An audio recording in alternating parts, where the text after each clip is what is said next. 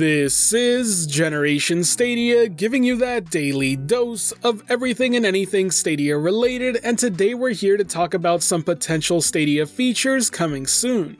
Last Friday evening, 9 to 5 Google did their APK Insight because Google Stadia's app updated to 2.7 and there were some very interesting things found. There's a variety of lines of code discussing things like Stadia base, YouTube streaming, pro trials, and player limits.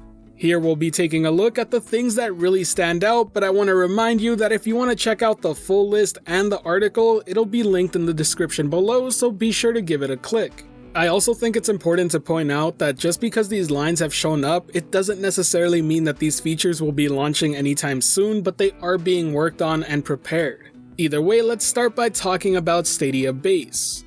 Based on the information gathered, it definitely seems like they're starting to prepare more and more for the Stadia base launch, as there's a line that says continue without a code during account creation, something that's not possible yet.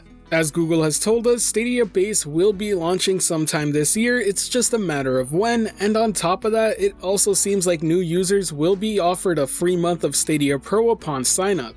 I gotta say, it's a very smart move to do so, because this will allow people who are skeptical or curious to try Stadia out without having to invest in buying a game. Ideally, I think it would be best if they were able to implement demos before Stadia base, but this is a pretty good way to handle it, considering everyone's gonna have the chance to at least try a game out in one way or another. But the thing that caught my eye most about Stadia base that was uncovered is something called a base player limit. Now, I do need to point out that we have yet to hear anything official from Google about this, so everything here is just my interpretation, and it's probably best that we wait for Google's official statement on the matter.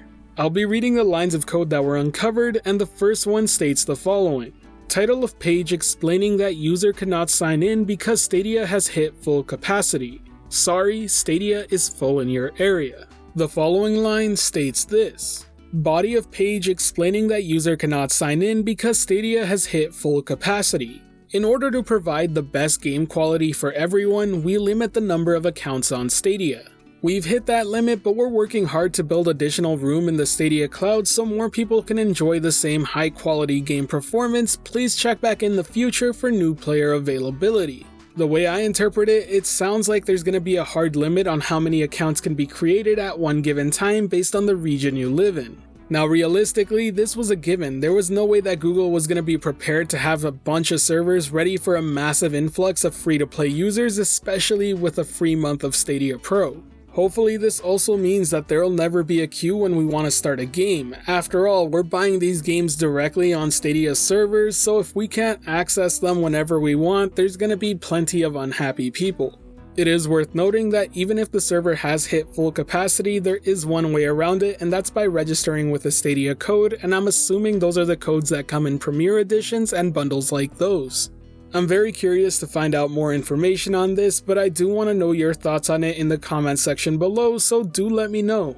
Next up, there was something found called a Pro Pass, but it just seems like a way to add months to your subscription on your Stadia account or something to register with. There doesn't seem to be much information about it, but it has been confirmed that they were giving away Pro Passes to attendees of the Baldur's Gate 3 gameplay reveal event at PAX.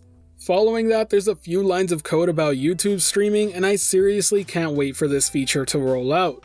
This will allow us to stream directly from Stadia, and that means we won't have to use any extra bandwidth on our own internet to do so, and that's something that I really can't wait for. I know myself, I do run into issues when playing Stadia while also trying to live stream that session, which is why I haven't been doing it as often as I'd like. With that said, once this feature has rolled out, definitely expect me to start streaming a ton more.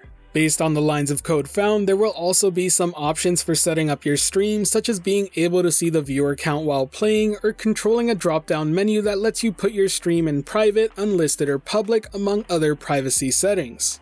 Now let's move on to the family sharing info that was found. The information gathered does seem to confirm that only one instance of a game can be running at the same time, so it'll work like Steam Family Share for the most part.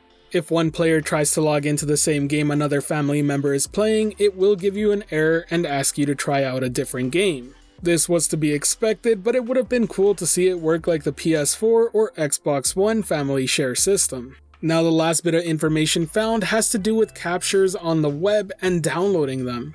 it seems like we'll finally be able to easily watch our captures and download them straight off the Stadia website, which is a really nice addition.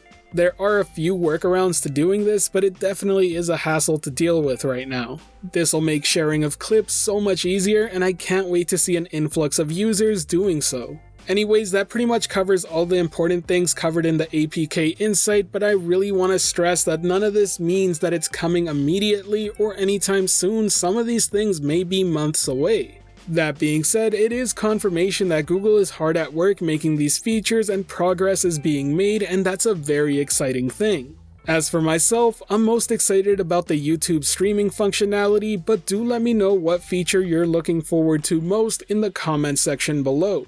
Now, if you enjoyed the video or found it helpful at all, be sure to hit that like button as it really does help the channel out, and if you're wanting more content like this, be sure to subscribe and hit that notification bell as well. Now for today's end of video message, I have but one question. How many of you out there plan on picking up the Serious Sam collection? I'm very curious to find out. I'm really looking forward to playing it online as I'm a huge fan of old school arcade style classic arena shooters.